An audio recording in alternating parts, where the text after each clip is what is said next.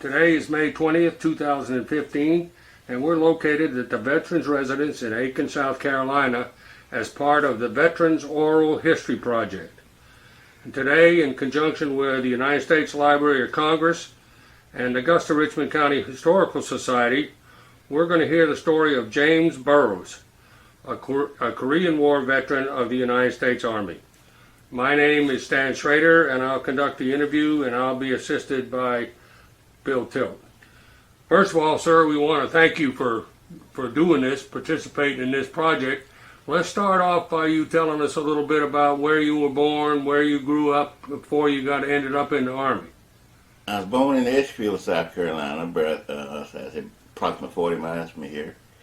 I grew up there and left there at a tender age of around 20. I left there and went to South Carolina State University for 1 year. After that year, we wasn't able to go back.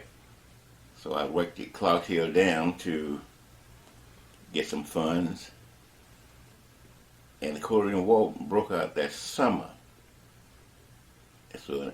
And I went in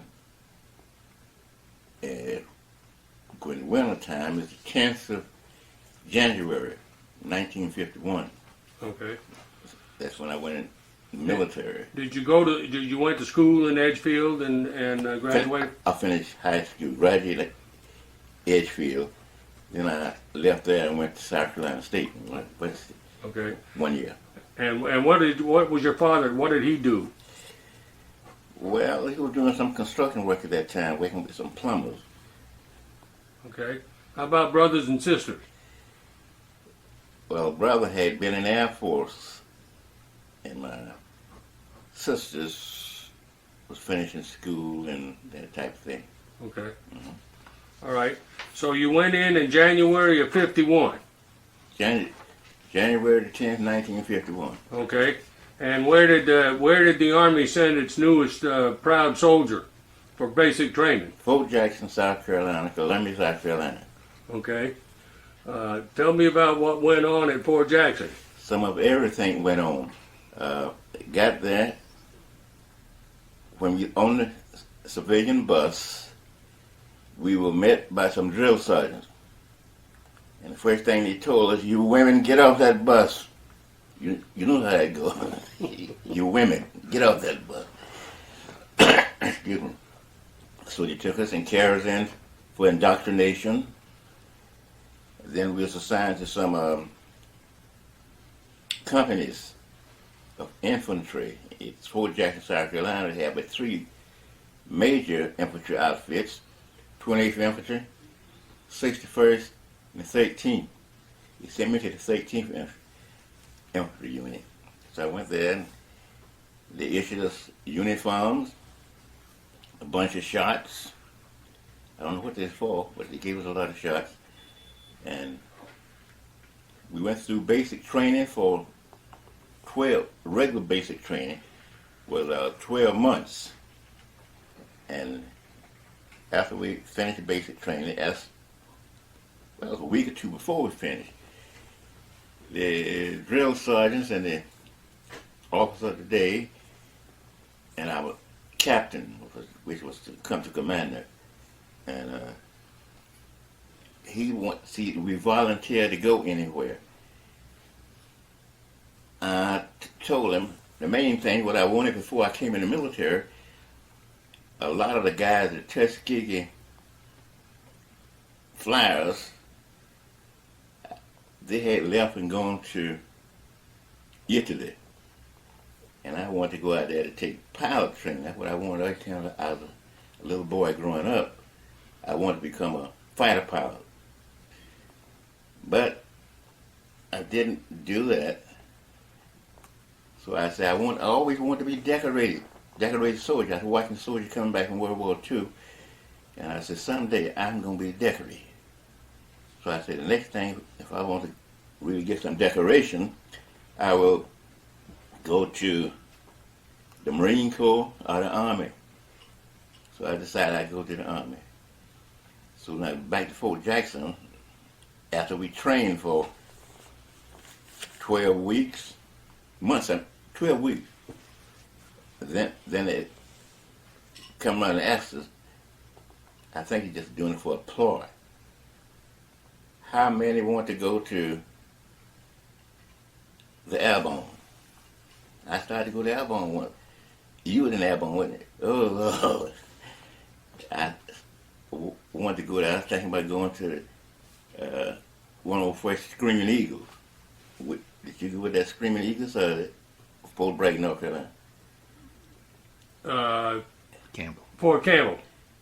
Fort Campbell. Fort Campbell, Kentucky. Yeah. Yeah, we had one based down in Fort Campbell, Kentucky. So I was thinking about getting the infantry. I didn't want them killing me. I'm coming down a parachute and they're making a sister bottom out of me. I didn't want that. It killed me on the ground. I said, I better get the infantry. I'll do that. I'm proud of you going to the Airborne. Fort Campbell, Kentucky. I had a classmate of mine, not a classmate, but a schoolmate. He went to Fort Campbell. I think he took some basic training for that way back. Fort Campbell, Kentucky. And after that, I didn't want to go. That's when I wanted to go to officer candidate school because I had pretty good grades in that. Then one of the officers of the day, he said, if you become an officer, you'll probably be subject to call back in the military if you get about 60 years old. I didn't want that. So I had been to South Carolina State a year, and I took ROTC there. They told us all that stuff in South Carolina State. If I had stayed in, didn't have to go to the military, I would have probably went on becoming an officer, and I'd have probably been in for years. I don't know whether you said it take 15 years to make major ordinarily. Then after major, had to be lieutenant colonel. After lieutenant colonel, then I come to Burroughs Childhood for the colonel. So that would happen, but I went on the Clarksville Reservoir, which is called Strom Thurmond now. So I left there, and that's when I went in the military. Okay, now the war was going on by this time, though, right? Oh yeah, it started June of 1950. Amen. Yeah. So, all right. So when you finished basic training, then it was coming up in the springtime. What did they do with you then? Did you stay there longer, or did they send you right over? No, they gave us 2-3 weeks of indoctrination for advanced infantry training. What to do in case you, if you're in a situation where you couldn't fire your weapons, and your platoon leader for leading you into combat, you may say fixed bayonets. Nobody fires a shot. You move him to the enemy, you can gut him or cut his throat. So they told us about those type things. Yeah. Yeah. And this was after the regular basic training. Yeah, they call it advanced infantry. Yeah, okay. Tell me about the weapons firing during basic training. What kind of weapons did you fire? I think I fired all of them. I fired the 4.2 mortar, and the big mortar, and M1 rifle, had M1 then.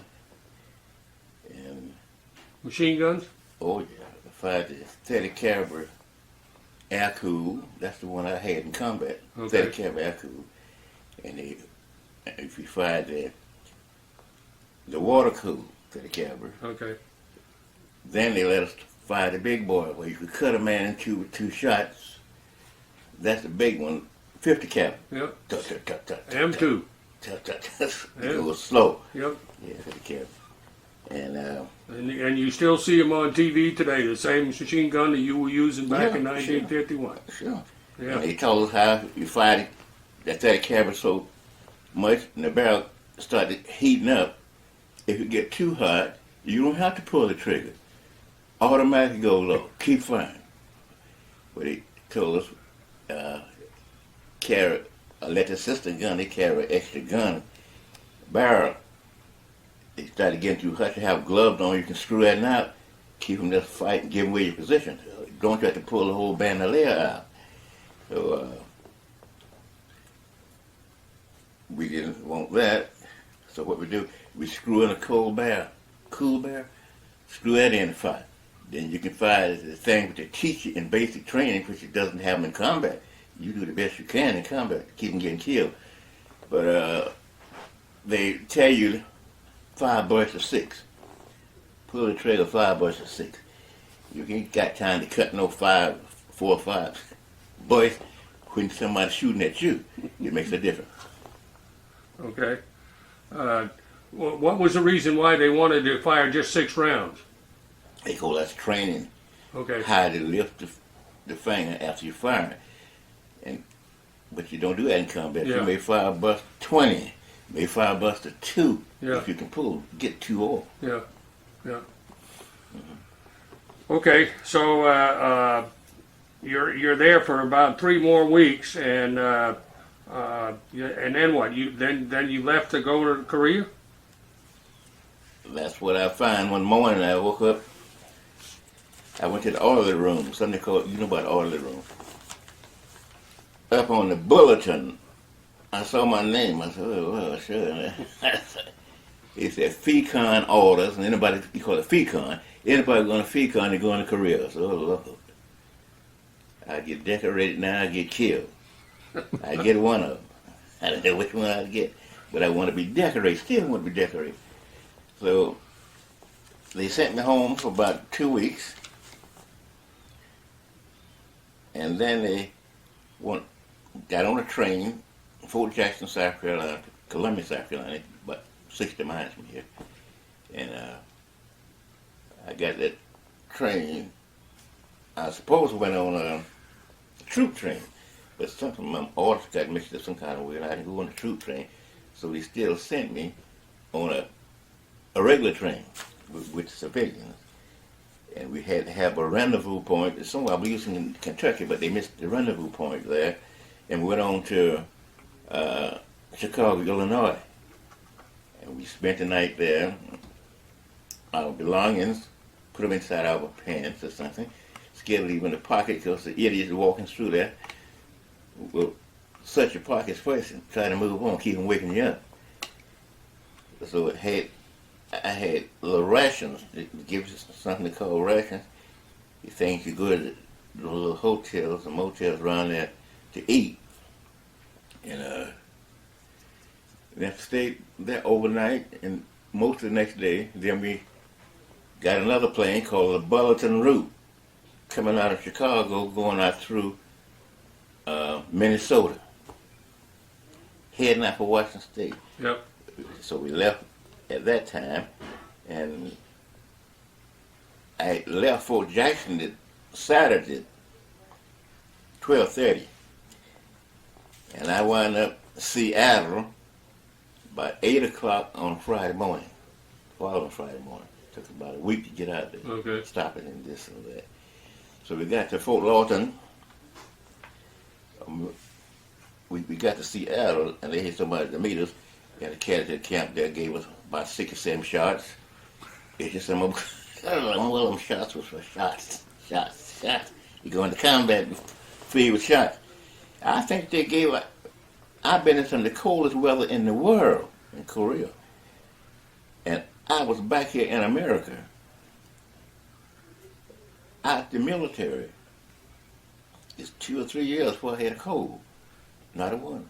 I don't know what they did, what kind of shots they gave me. Now, you all was down in, way down yonder in what? Vietnam. Yeah. So down there, see a lot of guys don't have no shirt up here, out of uniform with the gun in their hand. It never gets cold down there, I understand, because you're so far below the equator. Yeah. And Korea is above the equator. Way on up. You freeze to death, 26 below zero in most winter nights. But after I got to Fort Lawton, they gave us the shots. And gave us some more, issues an M1 rifle there, and some other stuff we had in bags. And we went to, said we're going to leave out this afternoon. And had a convoy that take us down to Pier 91 in Seattle, Washington, Pier 91. We loaded and left Pier 91, heading for Korea. Took us 30 days to get to Oklahoma, Japan. And so we had such a hard time on the ship. So many of us got sick. I got sick going over and coming back.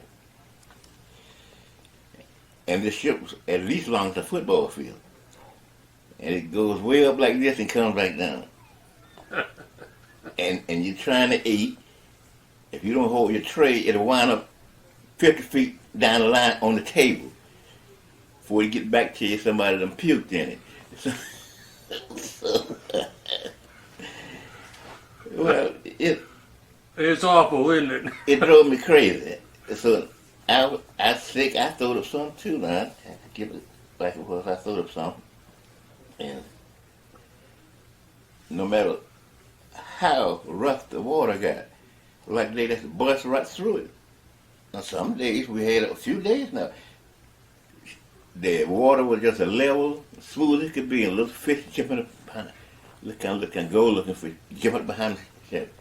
Then the captain, and they say, now hear this, this is the captain speaking. Want everybody off deck. Then they come to starboard side, and this side look like kind of crap. I never heard starboard before in my life. Just want some starboard side. No, I knew what starboard side was. So we go down, I think we about 2 or 3 decks below the top. Go down there, about 20 minutes, the ship started going up and down. And I was glad to get off that. We had some guys, and they call themselves musicians. If the ship wasn't bouncing around a lot, they have a little music instrument. Try to put on a little show down there. And next day, probably wouldn't. The water get rough again, and we bouncing and throwing around and sick. People throwing up. It just made me. I don't know what I was thinking then. Then after a while, around about the 29th, 30th day, at sea. So the captains said, now hear this, now hear this. This is the captain speaking. In a half hour, we'll be docking at this, and call it Yokohama, Japan. And it did. We looked at foggy. We was on a few buildings, still foggy, pull us in there, and got off the ship. More shots. More shots. Now you guys are individual replacements at this time, right? You hadn't been assigned to any of the divisions or anything like that. You just no individual replacement. We replaced, and so I can get to that now. After we left Yokohama, we went to a place called Sasebo. That's still in Japan, Sasebo. So overnight ride from Sasebo, you go to Busan. You wind up in Korea, down there where the prisoner camp was. And one of our generals got, the captain, one of our generals, a 1-star brigadier. From there, they talked with us, had them shots in Korea, and they had a big prison camp down there. In the prison, were taken in Korea. They stayed down there till the war was over, then they may send them to their homes. So they come out, with convoy was driving up, and they say, we're going to send y'all, no, you may pass the capital of South Korea, which is called Seoul, capital of South Korea. We passed from it, I guess, about 100 yards. Nobody stopped. Kept getting to the front. Just got way up to the front. And then about to the 38th parallel. Anything below the 38th parallel is South Korea. Anything above the 38th parallel is North Korea. So we put it all there. After we got a certain place, so many miles up, and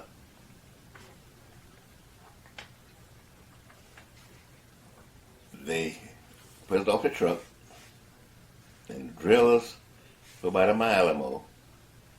Then we come to a little place you can see something. He said, now this is where you all going to be. And I saw a big sign up there, home of the 17th Regimental Combat Team. Ugh, talk this way. But that's what I wanted all the time. But I didn't want to go there and take a chance of dying to get it. But it kind of made me happy in a way. I said I probably will never see my parents again, never see my brother, dad, anybody again. I would go in here with an open mind and do my best to try to come out of it. So we got us there. Let me ask you one question. This was black guys and white guys and everything completely integrated. There wasn't any separation. No, it was integrated before we went in. Yeah. Yeah, integrated. So we got to this 17th Regimental Combat Team. They had a lot of guys from the Philippines. Half of that company was Filipinos. They were good fighters. A lot of them wearing ribbons around their the bronze stuff, silver stuff. They hell of fighters. Little short guys, not no tall guys. So we went down, got out with that. And then we got a little pup tent stuff. You know what the pup tents is? We got in there, sleeping on rubber mattress with your weapon in there. So carry that thing to bed, but you better sleep with it. Sleep with that weapon. And we stayed in there and eat, get up in the morning, fall off reveille. Then, nobody going on sick call, what we would do, we would train, because we replacements for people. And the guys there, they combat ready. They been in combat, those who were living. But we never seen combat. They we saw it in the movie eating a bag of popcorn. You can see combat then on screen. They didn't want that kind, they want soldier. So went and night and day, they had you training. Training with weapons, with not the bad ammunition. At nighttime, they come in with real ammunition. We trained that for a while. Then our whole company, no, our battalion, whole battalion was going back to the front.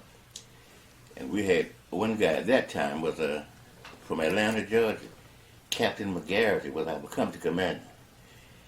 And our battalion commander was a guy from Greenville, South Carolina. He's a major. Then our regimental commander was a bird colonel. So he went up with, didn't have to go. No colonel don't supposed to see no combat. He supposed to watch the screen and see it. He supposed to see no combat. That's a soldier. So we went on, and he went up there with us, but the first day in combat. What company were you in? Fox Company. Fox Company.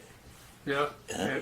And I mean, you were in weapons platoon, machine? Rifle platoon. Okay. Rifle platoon for a while. We go up and carry ammunition along our M1 rifles to supply the machine guns. Okay. So after that, then that's the way you move up one to the other. One get killed here, you move up, you take his place. Doesn't get killed, you move and take his place. So that's the way I made machine gunner, by going up. So now I was up there I believe my first or third day, and I would walk alongside of an infantry master sergeant, E8. And the sniper got him right through the head. He went right down in front of me. I see him down there, wall in his eyes and trembling. We know he was down. We said, medic, medic, medic. The medic boy run up to try to do something to him. He said, he gone. The only thing we said then, you know how the snipers do.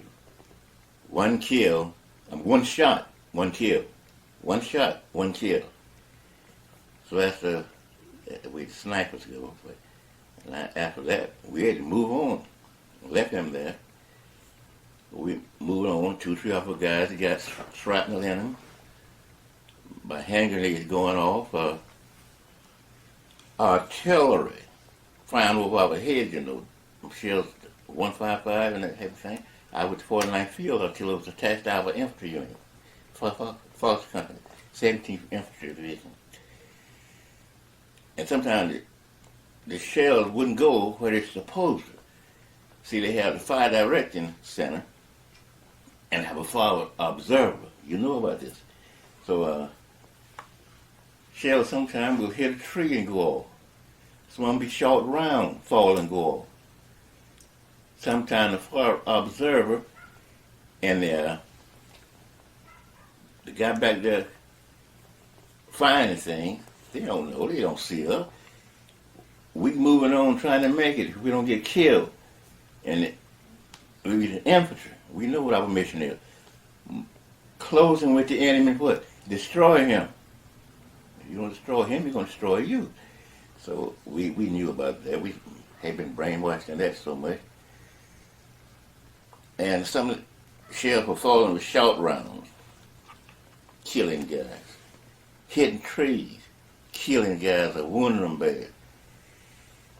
So... Were the North Koreans shooting at you too? No, our own men was back. They call themselves supporting the infantry. We get ready to jump off or move off. They supposed to fire around, soften up the place so we can move in. That's what they was doing, but still was going on. Then after find out they had killed several guys wounded, and they had nerve enough to say, friendly fire. No friendly fire, that's murderous fire. No friendly fire, no military.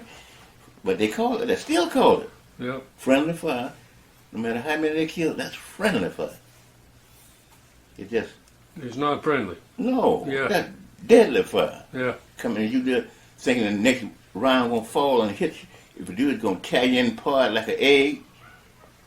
And you hoping it won't hit you. You scared to death, drawing up.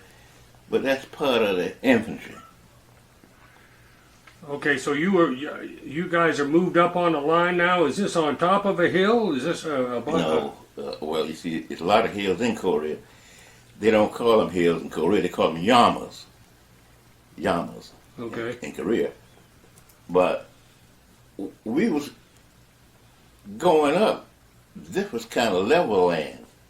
It's a little level land we fought on, but most of us in kind of like a mountain or a high hill. And where the high hill, if we could get up there and take this ground, we got the high ground. Generally, when you got the high ground, if you don't have too many artillery shells coming in, you got the advantage. It doesn't be like that sometimes. Sometimes we're trying to get the enemy, he's on high ground. And you cannot walk a ridge line that you want to get killed. You don't walk a ridge line, for God's sake. Don't do that. You walk to the side. You come on the side to the enemy. On this side, on the right or left side. Generally, the enemy, you have trenches dug it in where he can run around the trenches and get a chance to kill you before you can get him. So, after that, let's see, I become command. I said went with us, and our full colonel went with us, which didn't have to do. The colonel could be back drinking hot beer or liquor. No full colonel got no business on the front line. You know that. But he was there, Colonel Buffalo Quinn, that we call him. Because our 17th Regimental Combat Team was the Buffaloes. That was our mascot. Yeah. But we called Colonel Buffalo Quinn. He was up there, I guess, snipers picking at him too. So what he did, he had some of the guys, especially officers, take off their rank. Because snipers see with the rank, going to try to knock the officers out first. Then they come to knock the officers out. They have no leadership. So they knew that. And that's how this Master Sergeant got killed walking along beside me. So I thought about that and all those kind of things. And the Colonel stayed with us most of the day. But we had to be there for the night. And they had dug in around their bunkers. And what we killed going up, they were laying down in the trenches. And night was coming. So our captain, Captain MacArthur from Atlanta, Georgia, he's our company commander. He told sniper fly around here. We got one of our main guys killed this morning.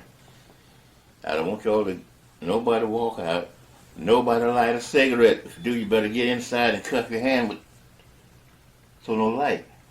Because if you let some light come out, the enemy gonna throw his fire in here, machine guns, rifle grenades, and all that kind of things. So we knew about it. Get back in there. But he said, this is what I want to tell you. No man walking around, crawling around nowhere. The dead is in there. Don't try to throw them out. Just rail back on to sleep. Eat if you want to rail back on to sleep. And we did that. Next day, about 12 o'clock, 2 o'clock, somewhere on there,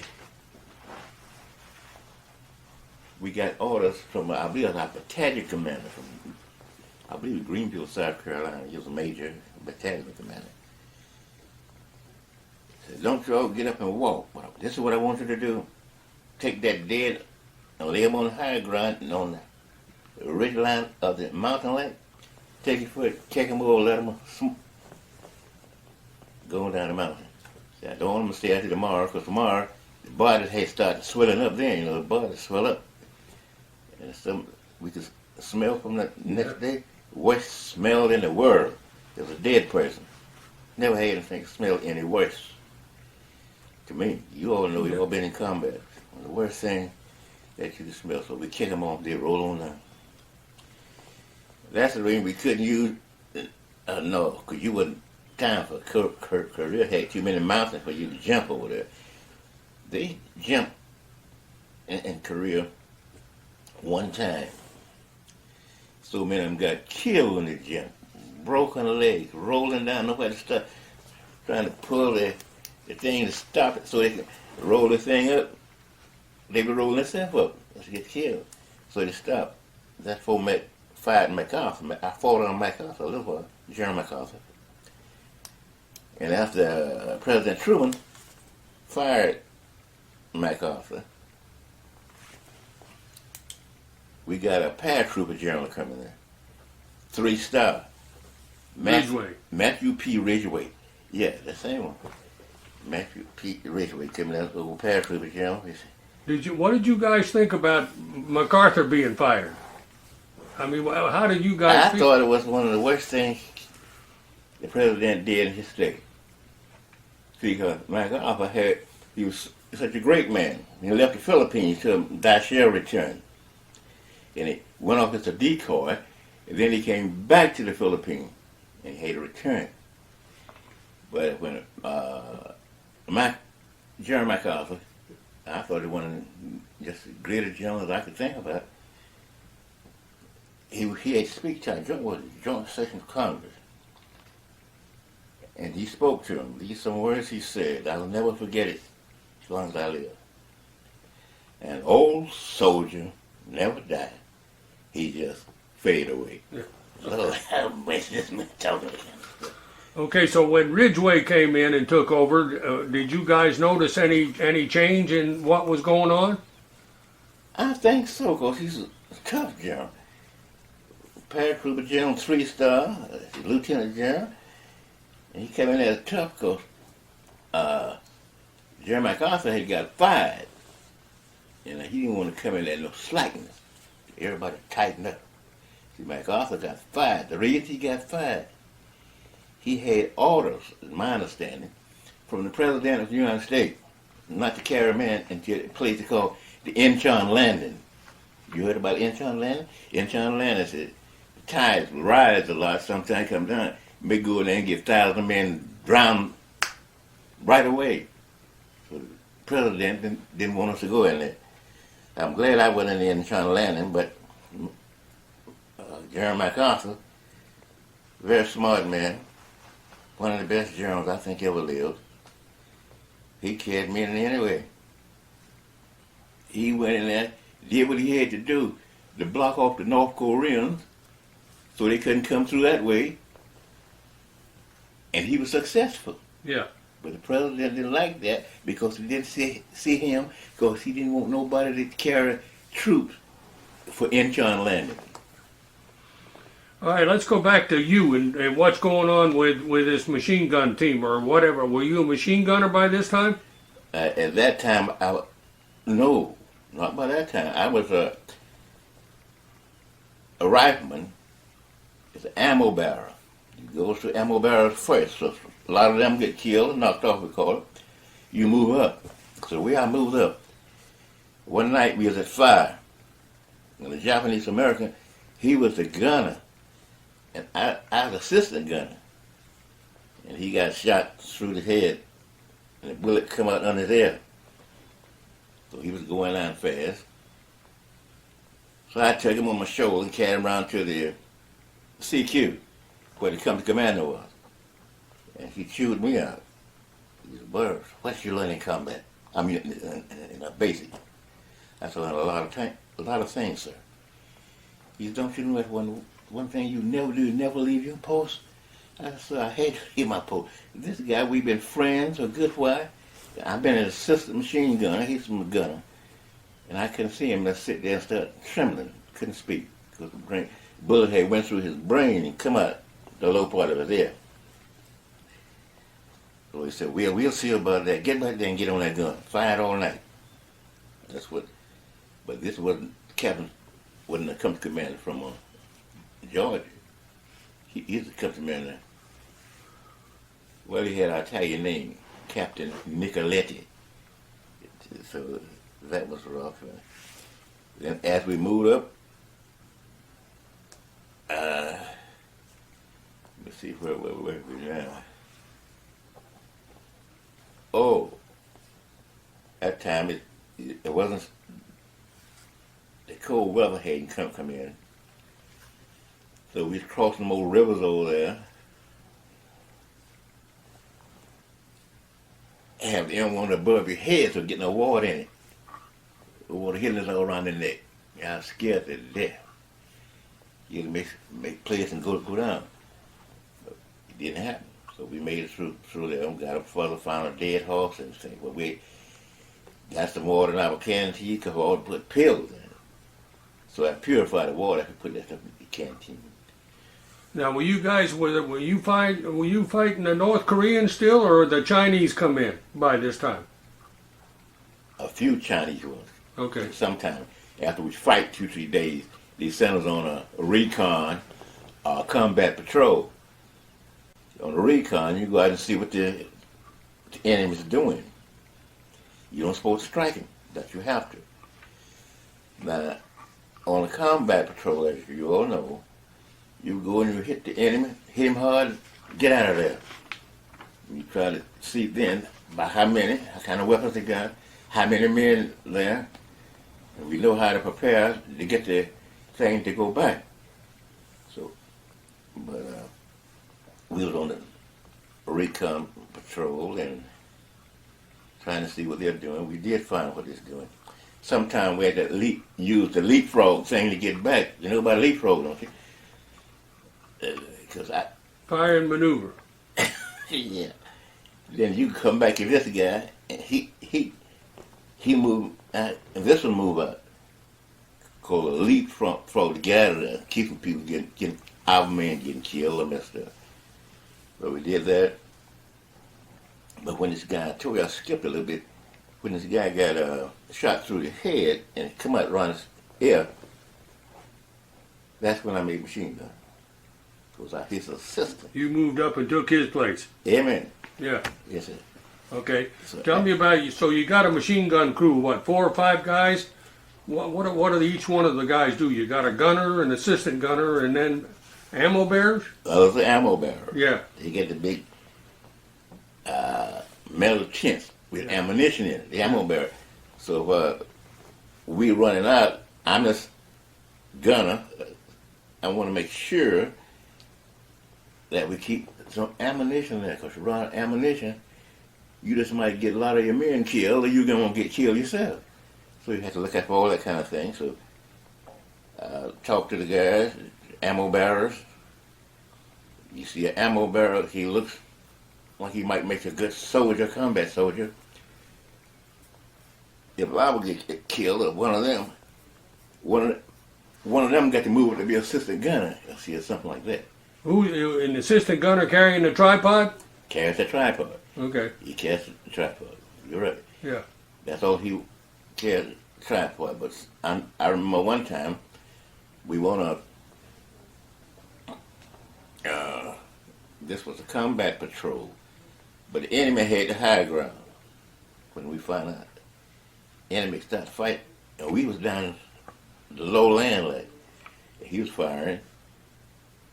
And I had had to fly after him, but he's getting too close to me. Kicking up dirt, bullets flying, you hear bullet. Pew, pew, pew, pew. I was there a long time before I found out what that was. I could have been and got my head shot off. But I found out what that little pew, pew, that be the thing, bullets going by your ear or your head. So, there. They used to tell us that first time you get shot at, you'll hear two popping noises. One is when the bullet goes by, and the second popping noise is when your asshole snaps shut. Yeah. Isn't that true? Well, that thing used to worry me when I didn't know what it was first till E7 told me. So you ain't got nothing to worry about. As long as you hear them things going by your ear, when you better worry about it the one you don't hear. You don't hear that, but it probably went through your head or through your heart or somewhere. So those are the kind of things we ran into, a little talk. So then the winter was coming now. This is the bad thing. One of the coldest places in the world, 26 below zero. Below. And we be standing up there trying to make it. I was standing up, I was on guard. You go on guard, 3 of us be to a bunker. 2 be in there trying to sleep, so they just come off guard duty. I was out there on guard duty. And this was, I still think this little guy was Chinese. Snow was nearly about up to our shoulders. We was down in the snow with the guns, our own parkas, and we just matched that ice right there. Ice to tumble on the ground off your parka. And some little guy had to slipped up on me. Could have got killed. That's one of my things. I didn't get killed, but I should have been gone then. He's standing beside me, by closely here is this gentleman here. He said, Toshan, Toshan. I looked around, I like to fell dead. Lord have mercy, but I could have cut my throat, cut my guts out or something, shot me. But he didn't do it, didn't have no weapon. So Toshan, I still don't know what it means. I don't know what he means, surrender or what. But I searched him, he didn't have any weapons on him. So I carried him around to the CQ. Presented him to the company commander. I says, this guy. So what the company commander had some interpreters there. You know, a lady speaks some English, or language to me. And said, this guy wanted to tell me we was going to get attacked the next day or two by 6,500 enemy. Over half of them were Chinese. The other half were North Koreans. We were going to attack a couple of days. So the runner, company runner, E7, and a first lieutenant, they go around, they got the message out, said we're going to get attacked by 6,500 of the enemy in the next 2 or 3 days. So they had everybody set up fields of fire. So my machine gun, I could fire so much left, and I hit they had a little stick standing there. Fire so much right, put up a stick. That was my field of fire. Others move on. And the BAR men and all that, they So the next day, the afternoon, in the snow down there, saw little heads. That's black spots or something with uniform. Just in the snow crawling, trying to get up to her. So we got orders, fired with. The enemy's approaching. I turned to loose my gun, I fired till it got extremely hot. And I had snatched ammunition. I said, oh, this ain't gonna work. And one of the lieutenants come by and see I ain't operating. He gonna wanna know what's wrong. So we had leather gloves on first. Then we had them big old gloves on over the leather glove. So I thought about that, and I told my sister gun to snatch it out my pack bag. He gave it to me, and I screwed the barrel out, the hot barrel, because we can't control a hot barrel machine gun. So I screwed in the coal barrel, screwed that in, and we fired my field of fire. So much ammunition was going off, and they was getting it kind of in the northeast part, and over on the east they call that Wonson Harbor. That's where the Navy was. They had them big ships with them big 80-inch guns, and had some foreign observers there. Calling back to them, they was finding these big 80-inch shells. Them shells hit and go off, shake the ground you on. Kind of like an earthquake. Yeah. Yeah. And you also had your own artillery and mortars and all that firing too, didn't you? That's right. You had everything. But you see, they had so many. Yeah. They had got the message around about we was going to be hit by 6,500 of the enemy. So we fired and fired. They went, there was that snow crawling back from us because we put too much fire on them. I don't know how many got killed, but a lot of them crawled back. So what the orders we got from the regimental commander, want everybody have 100% alert. You know what that is, 100%. Nobody better not be kept sleeping or falling asleep. You wind up at Fort Leavenworth for 21 years. You probably would. Nobody don't want to do that. They didn't go to Fort Leavenworth, wouldn't even want to visit. So we, in Detroit, probably get hit tonight. Because see, the Koreans and the Chinese, when they got together, they always like to call banzai. Generally be anywhere from 12 to daylight. They don't hardly hit you no early part of the night. Yeah. So they didn't hit us, but we was ready. Everybody stayed awake all night. Yeah. Now, did you guys? How long did you stay up on the line before they pulled your unit back? At this time, we stayed 60 days. Okay. That's how I got frostbite. My feet got messed up. 60 days. We wanted to come off, but he had orders.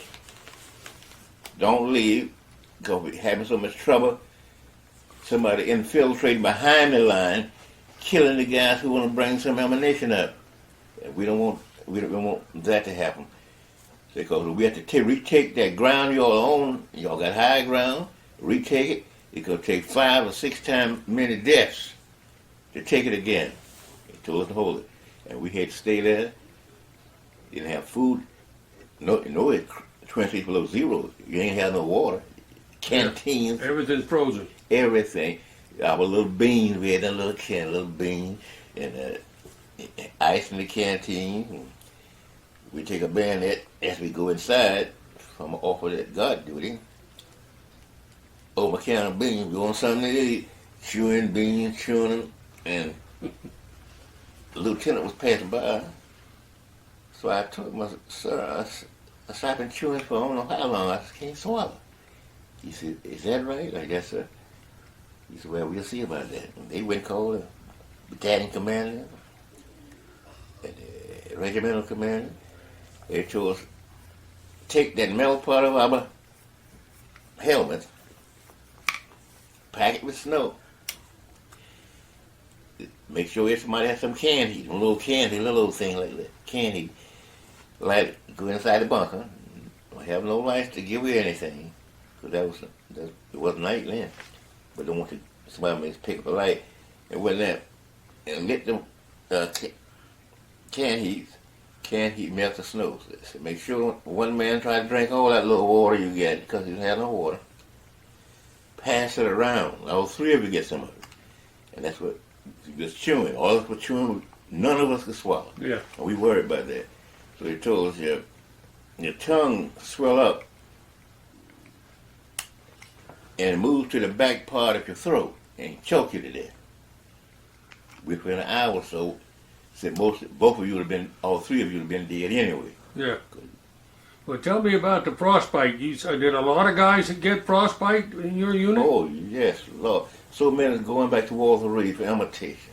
Hands swollen about that big. And legs and feet had to be cut off. Yeah, they sent them back to Walter Reed. Yeah. Turner. Because our boots supposed to bend there for that big snow. When we went up there, snow was about knee deep. But stayed there so long, snow just build up. Okay. So, well, you were telling me, though, part of the time you were there, you guys were providing security for the truce talks, too. Is that... That's after we come off this. Okay. So many of us, a lot of us, what half of us, after about a third of us froze to death. Yeah. Just couldn't take it, it's too cold.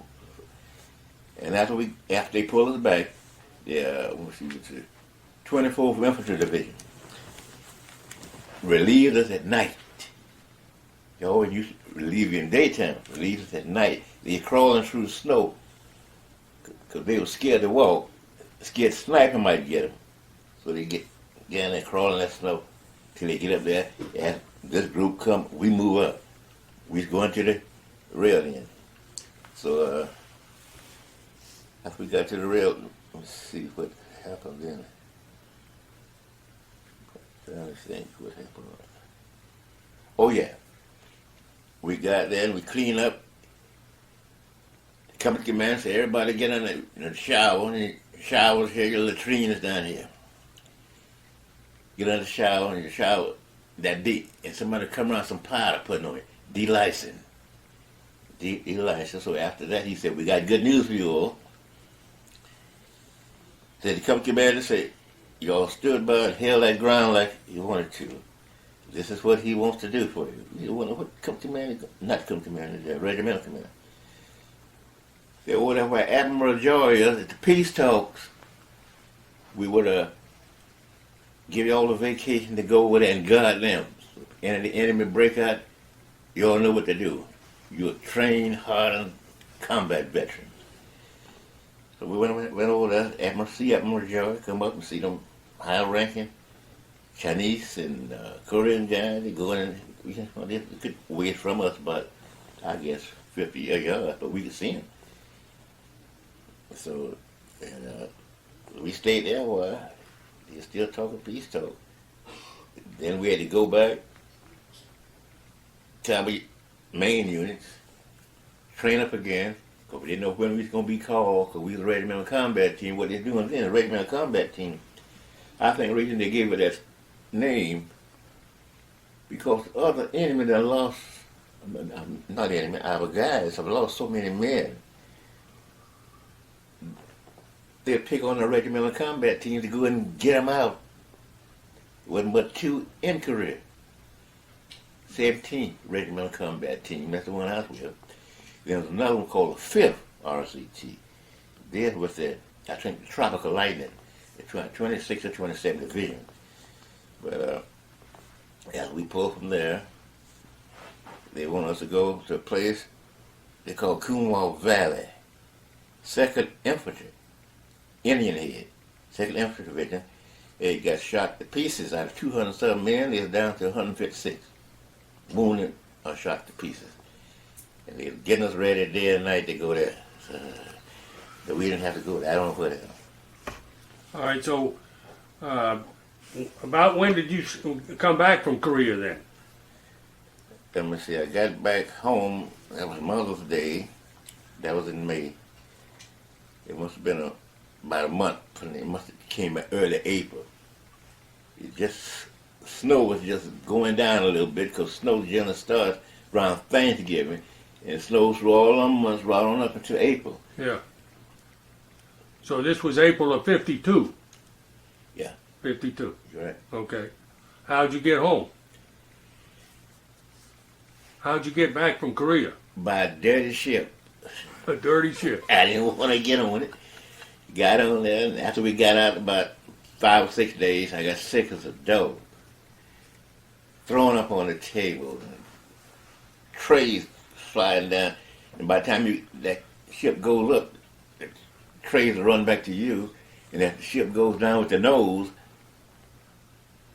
And you guys were standing at tables at the time? Sitting down. Oh, sitting down. Sitting down.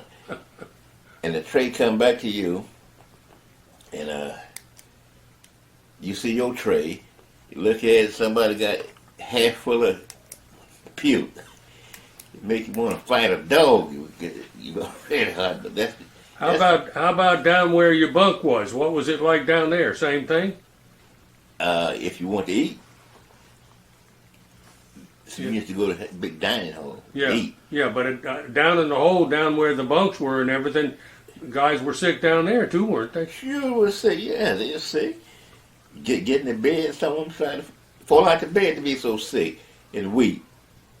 So it didn't quite happen to me, but I gotta say, as a dog going over and coming back. So after we left there, coming on the ship, and we got to a little out from San Francisco Bay type when we was coming in. Oh, we were so glad. See life again. And I looked up and I saw that San Francisco Bay Bridge. There it is. Then I looked over to my left up on the hill, right? That was Alcatraz. Nobody escaped from Alcatraz. So that made me feel so much better. Yeah. And I had to get back to the United States. Okay. And so you got to come home a little early because you had points, right? I mean, you had built up. We did have points. Yeah. If you built so many points, you can come home. Yeah. And I had been there. We had been through hell and back. You know, I said, don't worry about going to hell now, because I've been there. Yeah. To hell and back. Okay. And from San Francisco back to Fort Jackson? That's the way we went. We left San Francisco, and this first little place we stopped at, just had to cross the Texas line. We was in plane, flying in plane. Texas line, I forgot what you call that little city. That's before we got to Houston. We flew into Houston, we stayed there for a while, ate a meal around there, got on the plane again, and flew to Fort Benning, Georgia.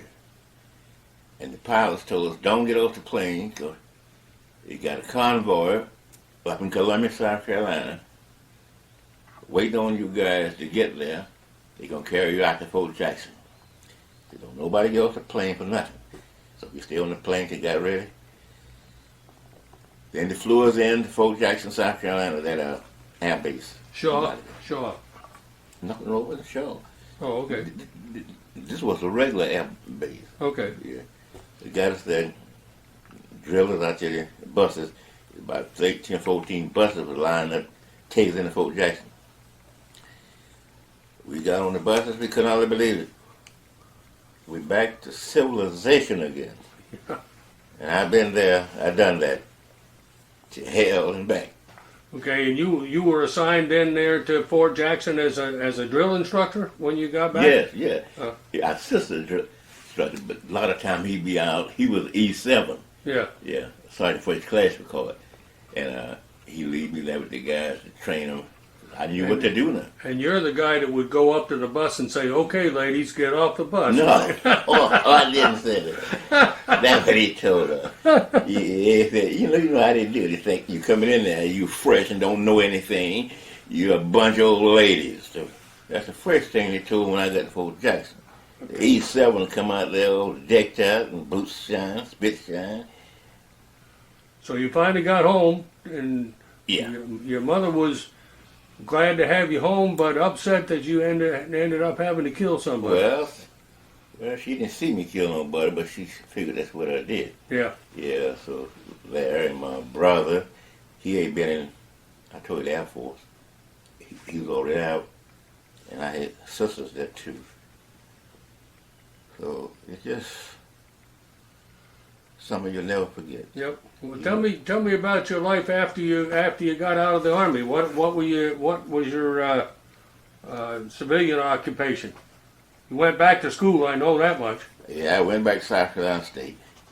I got married. There she is up there with the red on. You see her? She's a lot prettier than you are. Is that right? Yeah. Well, I'm glad you said it. I didn't know. I know. Yeah, even you. So, I had started back. The doctors told me not to go back to college. My medical doctor there in Edgefield, he told me that. Asked me why. He said, because your blood pressure runs high, running high as a man 60 years old.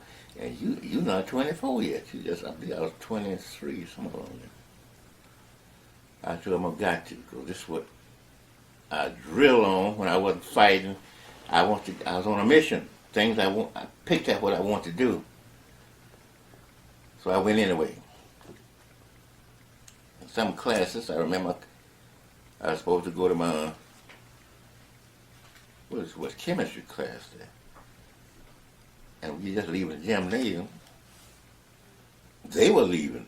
I didn't know where to go. Forgot what building it was in. What I was supposed to take next. Professor said, "Young man, what you sitting here?" I said, "You know, you better go into class." I said, "Yes, sir, boss." I tried to put on something until I got myself together. Then I went on over to this science hall, and I got there.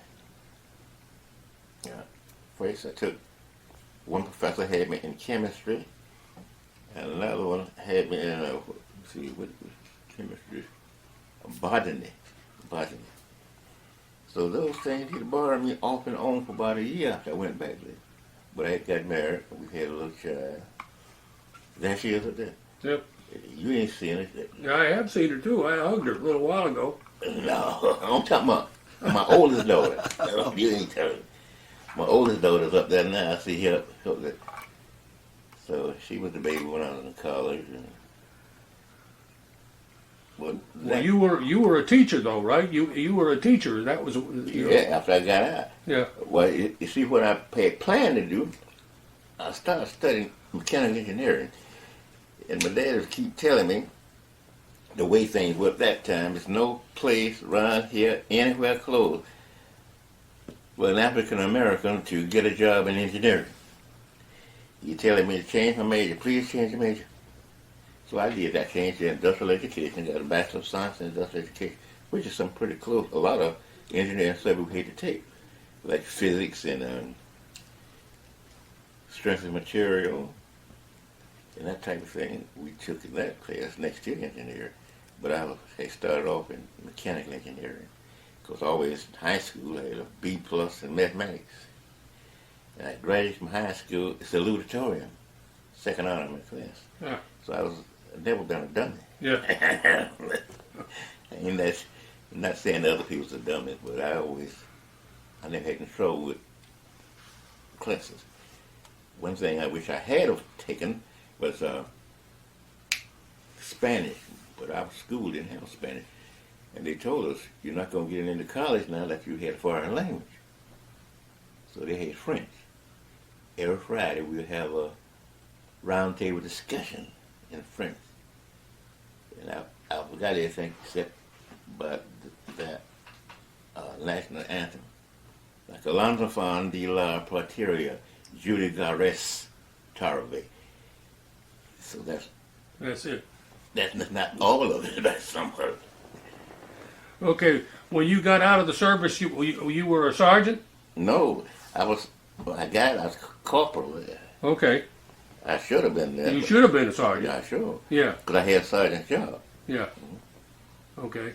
And then I see you got all the campaign ribbons and the National Defense Service Medal and the Good Conduct Medal. And I see that blue rifle with the wreath on there, that combat infantryman badge. That's the main one. That's the main one. That's the main one. That's the first one you get. Nobody can get that. Except an infantry guy. Infantry guy got to, he not only infantry guy, you got to serve under fire. If you never served under fire, you never get an infantryman badge. That's it. And we'd catch anybody infantryman badge, we'd beat them to death. Yeah. Okay. We had to. That thing means something. Well, listen, we got about 5 seconds left.